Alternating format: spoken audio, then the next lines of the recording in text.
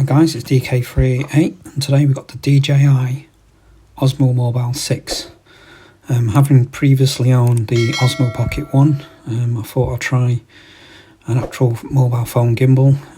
It's half the price of the Pocket 2, so I thought I'd give this a go.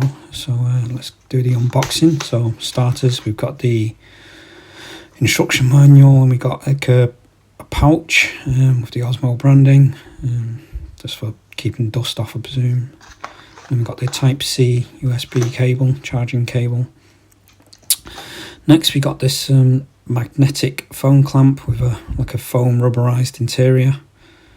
And then next we've got the sort of tripod, but looks like a standard thread. It's quite a wide and low sort of tripod, so it should be fairly stable given the height of the gimbal.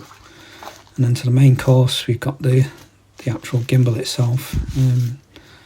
It's fairly compact. It's not as obviously it's not going to be as compact as the Osmo Pocket, but as you can see they've designed it fairly well. So it's quite slim, and you got I don't know really. So let's have a look, weighing the individual components, and then I'll bring it all together. I think it weighs about 12 grams, plus whatever your phone is. So I quite like this bit, the detachable tripod, so you can use it with or without. That's quite good. So overall it's about 330 millimeters long, and that's its widest is about 30 millimeters. So as you can see, I've done a side-by-side comparison with the Pocket 1. It's quite compact, and the tripod is quite wide, so 220 millimeters. And this is the spring magnetic clamp, so it should be able to fit all sorts of size of phones. And when you clamp it to the gimbal, I'm going to make sure it faces one direction, so the dots and arrows meet.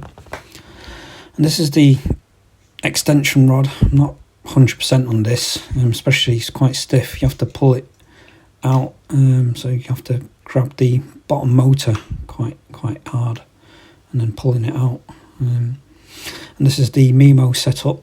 You have to scan the QR code and it takes you to a web page, and you download in this case the Android APK file to install. Apparently if you go to the Google Play Store, it doesn't work using that app, I've heard, apparently. So using the phone clamp, and then to unlock the gimbal, you just simply twist it and then unhinge or open the hinge, and then the gimbal automatically starts up. And then this is where you've got to line the arrow and the dot together, so you might need a bit of a manual persuasion just to get it all lined up, and then it should all come together. You need your location and Bluetooth settings on, and then it will locate the phone and the gimbal, and then all you have to do is connect to prepare the devices. You might need to just approve some of the permissions for storage, audio and recording, and then you just follow the tutorials once you get started, and just work your way through the videos. Thanks for watching. See you next time.